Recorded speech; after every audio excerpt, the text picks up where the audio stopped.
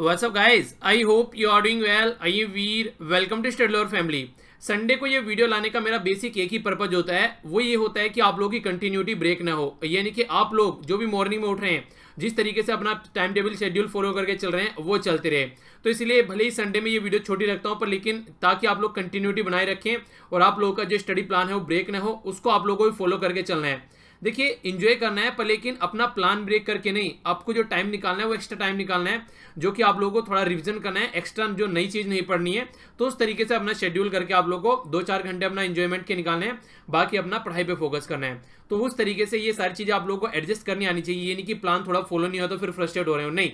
अपना प्लान कहाँ पर खराब हो गया है उसको छोड़ के अब कितना टाइम बचा है, कैसे यूटिलाइज करना है और कहाँ पर पढ़ाई करनी है और कहाँ पर इंजॉय करना है, वो सारा आप लोगों के माइंड में फिक्स होना चाहिए। ऐसा नहीं है कि आप लोग बिल्कुल जरा सी चीज को लेकर इरिटेट हो जाओ, ठीक है। तो उस तरीके से और कोशिश ये करनी है। देखिए, किसी का भी 100% फॉलो नहीं होता है, ये भी बात आप लोग माइंड में क्लियर कर लीजिए।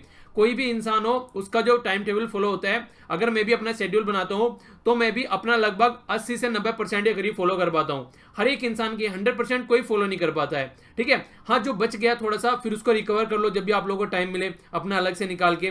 तो इस तरीके से चीज़ें जो होती है थोड़ा एडजस्टमेंट के साथ में चलती हैं, ठीक है। तो ये चीज़ें आप लोग रखिए थोड़ा लाइफ में। आइए अब आगे चलते हैं।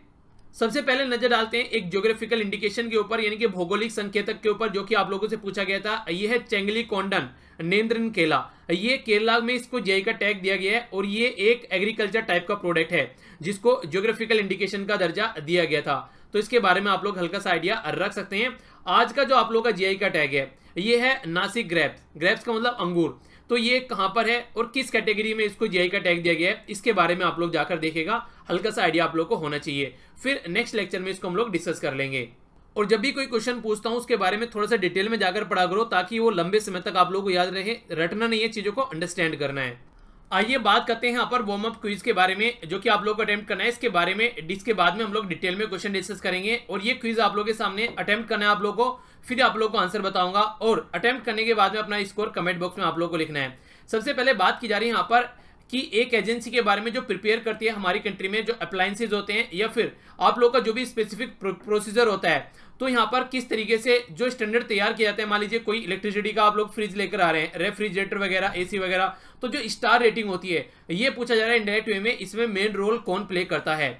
नेक्स्ट यहाँ पर बात की जा रही है, अभी रिसेंटली आप लोगों को पता होना चाहिए, हमारे जो फॉर्मर प्राइम मिनिस्टर थे अटल बिहारी वाजपेयी जी, उनकी समाधि अभी बनाई गई, तो उसका नाम क्या रखा गया है। बहुत सारी पर्सनैलिटी के अलग अलग नाम रखे गए हैं, आप लोगों को इनके बारे में पता होना चाहिए हल्का सा। तो ये अभी रिसेंटली जो न्यूज में, इसके बारे में तो कम से कम पता ही होना चाहिए।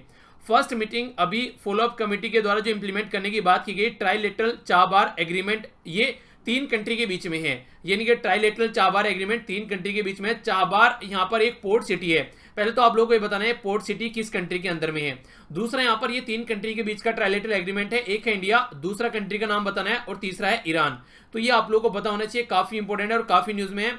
हमारी कंट्री का फर्स्ट ऐसा पोर्ट है जो कि हमारी कंट्री के द्वारा कंट्रोल किया जा रहा है आउटसाइड अवर कंट्री, यानी कि हमारी कंट्री के बाहर हम लोग इसको कंट्रोल कर रहे हैं। फर्स्ट ऐसा एक एयरपोर्ट है ये। जीएसटी एंटी प्रॉफिटिंग अथॉरिटी के द्वारा अभी यहां पर गिल्टी पाया गया एक एजेंसी को, और उसके ऊपर फाइन लगाया गया 383 करोड़ रुपए का।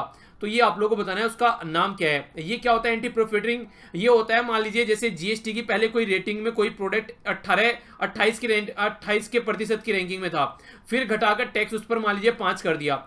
अब यहाँ पर ये तो पता है कि गवर्नमेंट ने टैक्स घटा दिया, अब 5 कर दिया, पर लेकिन अगर यहाँ पर कोई दुकान पे वो सामान लेने आ रहा है, ठीक है, मान लीजिए आप लोगों को उदाहरण देकर समझाता हूँ। आप लोग चीनी लेकर जाते हैं, मान लीजिए चीनी पर जो जीएसटी है वो 28 रुपये लग रही है आज के डेट में, वो 28 रुपये का टैक्स लग रहा है। अगर घटकर वो 5 रुपये के टैक्स पर आ गया, और फिर भी दुकानदार से जब आप लोग चीनी लेते हैं वो 28 ही काउंट कर रहा है, तो एंटी प्रॉफिटिंग अथॉरिटी क्या करेगी, उसकी दुकान बंद करा देगी, ठीक है, सील कर देगी उसकी दुकान की। यहाँ कस्टमर को ये जो बेनिफिट है वो ट्रांसफर नहीं कर रहा है। तो इसी तरीके से यहाँ पर देखने को मिला एक कंपनी में, तो वो आप लोगों को बताना है। पैका रिबेल, या फिर आप लोग बोले सो विद्रोह, ये अभी आप लोगों को रिसेंटली इसकी एनिवर्सरी यहाँ पर सेलिब्रेट की गई काफी अच्छे तरीके से नॉर्थ ईस्ट वाले रीजन में। आप लोगों को ये बताना है कि ये कब हुआ था और किस राज्य में हुआ था। अभी यहाँ पर महाराष्ट्र के अंदर एक मैराथन देखने को मिली, जो कि यहाँ के चीफ मिनिस्टर देवेंद्र फडणवीस के द्वारा यहाँ पर इसको लॉन्च किया गया। लगभग 50,000 पार्टिसिपेंट्स थे यहाँ पर, काफी बड़ी आप लोग इसको बोल सकते हैं। तो ये इसका कौन सा एडिशन था और कौन सी सिटी में, ये आप लोगों को देखने को मिली। Food and agriculture organisation council जो है यूनाइटेड नेशन की, इसके द्वारा अप्रूव किया गया इंडिया का प्रपोजल, जो कि ऑब्जर्व किया जा रहा है कि कौन सा ईयर हम लोग international year of millets, millets का मतलब होता है जो मोटा अनाज आप लोग बोले, जैसे कि बाजरा हो गया, मक्का हो गया, तो उसके रूप में सेलिब्रेट करने की बात की गई। तो ये इंडिया के द्वारा प्रपोज किया था और इनके द्वारा एक्सेप्ट भी कर लिया, तो इसलिए ये थोड़ा इंपॉर्टेंट हो जाता है। अब आप आंसर बताऊंगा, मैच कीजिएगा और उसके बाद में स्कोर बताइएगा, फिर आप आगे क्वेश्चन डिटेल में डिस्कस करेंगे। ब्यूरो ऑफ एनर्जी एफिशिएंसी ये प्रिपेयर करती है जो भी आप लोगों की रैंकिंग होती है, खासकर स्टार रेटिंग जो आप लोग बोलते हैं, तो इसके बारे में याद रखिएगा। नेक्स्ट यहाँ पर समाधि आप लोगों से पूछी गई थी, जैसे महात्मा गांधी जी की राजघाट है, इंदिरा गांधी जी की शक्ति स्थल है, इसी तरीके से कई सारी और पर्सनैलिटी की समाधि के नाम रखे गए हैं।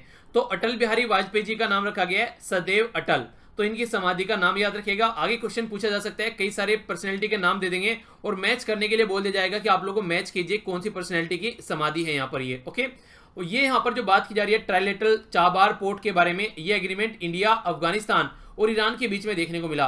चाबार पोर्ट ईरान के अंदर यहाँ पर ये स्टेब्लिश किया गया है, जो कि ईरान के अंदर है और ये कंट्रोल किया जा रहा है इंडिया के द्वारा, तो ये काफी इंपॉर्टेंट है।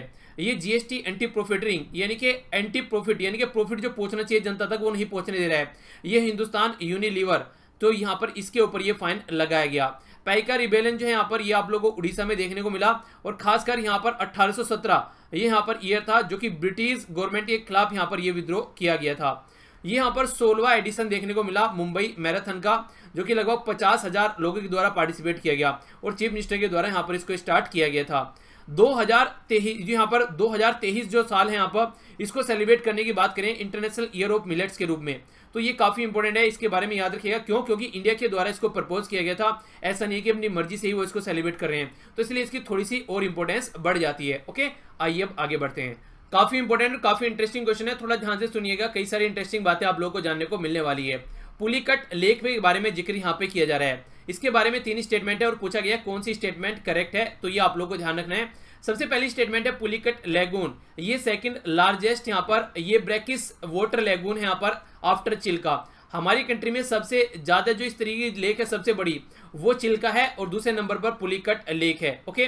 तो ये स्टेटमेंट बोला गया है। एनुअल जो फ्लेमिंगो फेस्टिवल होता है यहाँ पर ये पुलिकट लेक पर ही सेलिब्रेट किया जाता है, दूसरी स्टेटमेंट है।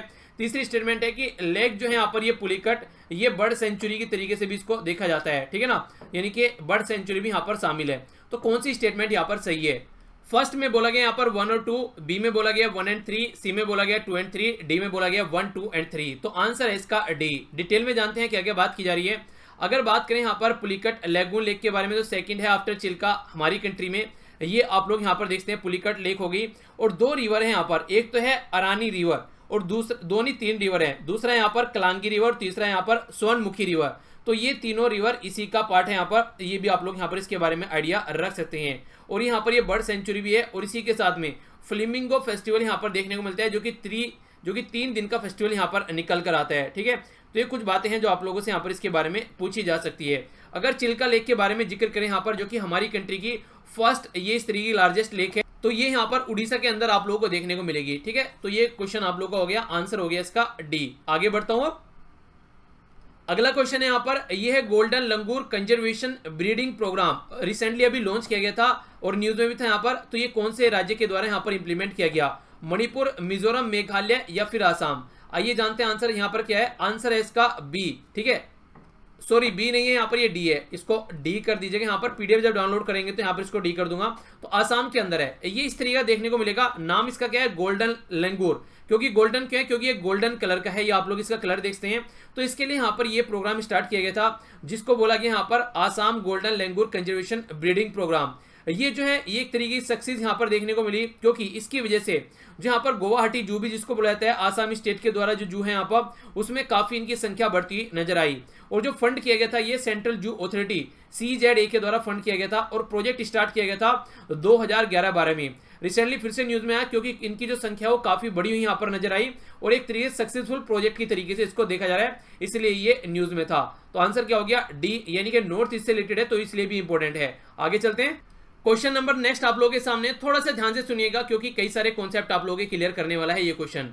एग्रीकल्चर प्रोड्यूस मार्केट कमेटी के बारे में बात की जा रही है, जिसको आप लोग APMC भी बोलते हैं। इसके बारे में 3 स्टेटमेंट है और ध्यान से पढ़िएगा। इनकरेक्ट पूछा गया है कि कौन सा आंसर इनकरेक्ट है यहाँ पर। पहला बोला गया कि एक स्टैट्यूटरी मार्केट कमेटी है जो कॉन्स्टिट्यूट की गई सेंटर के द्वारा, और यहाँ पर ट्रेड करने के लिए नोटिफाइड एग्रीकल्चर प्रोडक्ट का जो भी है उसके लिए यहाँ पर इसको अप्लाई किया गया। पहली स्टेटमेंट यहाँ पर ये। दूसरी स्टेटमेंट है यहाँ पर कि कंजर्वेशन, अगर बात करें under constitution of India, agriculture marketing जो है वो एक तरीके से स्टेट यानी कि प्रोविंशियल सब्जेक्ट है, स्टेट लिस्ट में ये आता है, ये बात बोली गई है। तीसरा बोला गया कि यहाँ पर इंट्रा स्टेट जो ट्रेड होता है वो किसके अंदर आता है, सेंट्रल गवर्नमेंट के अंडर में आता है, और जो इंटर स्टेट ट्रेड होता है वो स्टेट गवर्नमेंट के अंडर में आता है। तो आंसर क्या है यहाँ पर, ए में बोला जा रहा है ओनली वन सही है, एक ओनली वन इनकरेक्ट है, बी में बोला जा रहा है ओनली टू इनकरेक्ट है, सी में बोला जा रहा है 1 और 3 इनकरेक्ट है, डी में बोला जा रहा है 1, 2 और 3 तीनों के तीनों इनकरेक्ट है। तो अब थोड़ा डिटेल में समझ लीजिए। पहले तो आंसर बता दूं, आंसर है इसका सी, यानी कि 1 और 3 इनकरेक्ट है। अब वो कैसे, क्योंकि जब बात करते हैं यहाँ पर स्टैट्यूटरी मार्केट कमेटी के बारे में, ये कॉन्स्टिट्यूट की जाती है स्टेट गवर्नमेंट के द्वारा, ना कि सेंट्रल गवर्नमेंट के द्वारा। तो यहाँ पर स्टेट गवर्नमेंट आएगा, सेंट्रल गवर्नमेंट यहाँ पर ये गलत है।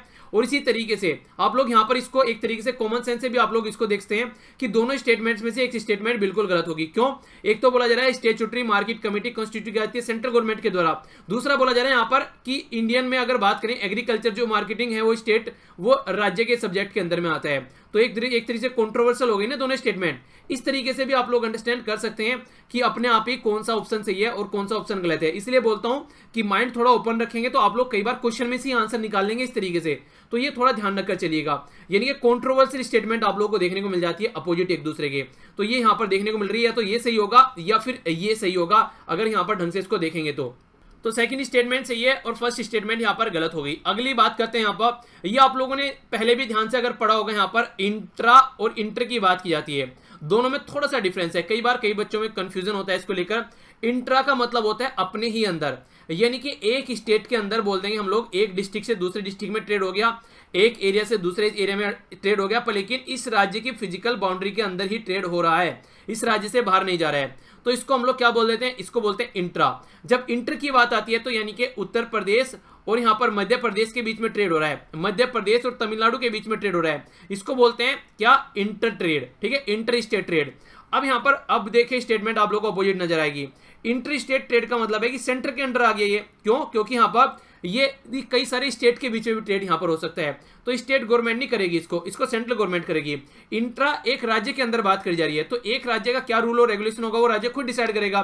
तो ये स्टेटमेंट यहाँ पर गलत होगी। ठीक है, अपोजिट हो गई दोनों, इंटर का काम करता है सेंटर और इंट्रा का काम करता है स्टेट। तो अगर अपोजिट हो जाता तो ये स्टेटमेंट सही हो जाती। तो आंसर क्या हो गया, आंसर सी हो गया आप लोगों का। नेक्स्ट क्वेश्चन आप लोगों के सामने, ये काफी इंटरेस्टिंग क्वेश्चन है। बोला जा रहा है कि रिसेंटली अभी आप लोगों को देखने को मिला, रिकॉग्नाइज किया गया world capital of architecture by UNESCO के द्वारा। यूनेस्को के द्वारा एक सिटी को यहाँ पर world capital as a architecture, यानी काफी अच्छी वहां पर आर्किटेक्चर आप लोगों को देखने को मिलेगी, उसके नाम पर इसका नाम दिया गया। लंदन, रोम या फिर री डी जेनेरियो या फिर पेरिस। तो देखिए इस तरीके से आप लोगों को लगभग पता भी होना चाहिए। कई बार सिटी का नाम नहीं देंगे आप लोगों को, कंट्री का नाम दे देंगे। ठीक है, यानी कि कंट्री आप लोगों से पूछ लेंगे, जैसे कि लंदन की जगह आप लोगों यहाँ पर यूके दे दिया, ठीक है, रोम की जगह इटली दे दिया, री डी जेनेरियो की जगह ब्राजील दे दिया, पेरिस की जगह फ्रांस दे दिया। तो ऐसे आप लोगों को कंट्री के नाम भी दे सकता है, ना कि सिटी के नाम देना। तो ये भी इंपॉर्टेंट थोड़ा हो जाता है। तो क्या क्या बातें इसके बारे में, आंसर तो इसका सी हो गया, यानी कि री डी जेनेरियो। यूएन का जो educational, scientific and culture organisation है, जिसको यूनेस्को बोलते हैं, इसके द्वारा ब्राजील की सिटी री डी जेनेरियो को वर्ल्ड कैपिटल आर्किटेक्चर 2020 का दर्जा दिया गया। ये यहाँ पर हराकर आई है पेरिस, मेलबर्न और अलग अलग जो सिटीज हैं उनको यहाँ पर हराकर इसके द्वारा ये फर्स्ट सिटी बन गई है री डी जेनेरियो, जिसको ये खिताब दिया गया है यूनेस्को के द्वारा। और ये इंटरनेशनल यूनियन ऑफ आर्किटेक्चर जो नवंबर 2018 में स्टार्ट किया गया था प्रोग्राम यूनेस्को के द्वारा, उसके तहत यहाँ पर ये दर्जा दिया जा रहा है, रिकॉग्नाइज करने के लिए एक तरीके से आर्किटेक्चर पर्टिकुलर एरिया में, जो कि काफी शानदार है। ठीक है, तो इसके बारे में आइडिया रख सकते हैं। तो आंसर क्या हो गया इस तरीके से आप लोगों के सामने, आंसर हो गया इसका सी, यानी कि री डी जेनेरियो ब्राजील की सिटी। नेक्स्ट क्वेश्चन में बात की जा रही है यहाँ पर, ये स्मॉल ग्रांट प्रोग्राम के बारे में बात की जा रही है। तो ये एसजीपी जिसको बोलते हैं, इससे रिलेटेड इन्वायरमेंट फंडिंग की बात यहाँ पर की जा रही है। ये इन्वायरमेंट फंडिंग स्टेब्लिश की गई थी, यहाँ पर बोला गया है 1992 में, जो कि री जो यहाँ पर रियो अर्थ समिट हुई थी, यहाँ पर ये अभी री डी जेनेरियो की बात की जा रही है। ठीक है, तो ब्राजील के अंदर तब यहाँ पर ये देखने को मिला, ये स्मॉल ये ग्रांट फंड स्टेब्लिश किया गया। जो कि इन्वायरमेंट से रिलेटेड है। क्या स्टेटमेंट सही है? दूसरी स्टेटमेंट में बोला गया है कि ये इंप्लीमेंट किया जाता है यूएनडीपी के द्वारा, यानी कि यूनाइटेड नेशन जो डेवलपमेंट प्रोग्राम होता है उसके तहत यहाँ पर इसको इंप्लीमेंट किया जाता है। ये किसके बिहाफ से, ये यहाँ पर बिहाफ रहता है GEF के हिसाब से यहाँ पर ये पार्टनरशिप में काम करता है। GEF का मतलब क्या है? Global environment facility. ये GEF भी यहाँ पर स्टेब्लिश किया गया था, जो फैसिलिटी थी 1992 में जो रियो अर्थ समिट हुई थी, ठीक है, ताकि यहाँ पर प्लेनेट पे जो भी इन्वायरमेंट से रिलेटेड प्रॉब्लम है उनका सॉल्यूशन निकाला जा सके। तो सेकंड स्टेटमेंट ये है। नेक्स्ट बोला गया यहाँ पर जो स्मॉल ग्रांट प्रोग्राम है, यानी कि SGP जिसको आप लोग बोल रहे हैं, ये डायरेक्टली स्टेट गवर्नमेंट को यहाँ पर फंड प्रोवाइड कराता है, एक तरीके से ग्रांट प्रोवाइड कराता है इन्वायरमेंट डेवलपमेंट कंसर्न से रिलेटेड। तो तीसरी स्टेटमेंट होगी। तो करेक्ट स्टेटमेंट कौन सी है? ए में बोला गया 1 3, बी में बोला गया 2 3, सी में बोला गया 1 2, डी में बोला गया 1 2 एंड 3। तो आंसर है इसका यहाँ पर सी, यानी कि 1 एंड 2 तो सही है यहाँ पर कि हाँ रियो जो अर्थ समिट हुई थी ब्राजील में, यहाँ पर जो इन्वायरमेंट को कैसे सुधारना है उसके बारे में 1992 में उस टाइम पर यहाँ पर ये स्टेब्लिश किया गया था। सेकंड स्टेटमेंट भी सही है, यहाँ पर ये इंप्लीमेंट किया जाता है यूएनडीपी के द्वारा बिहाफ यहाँ पर ग्लोबल इन्वायरमेंट फैसिलिटी की पार्टनरशिप में।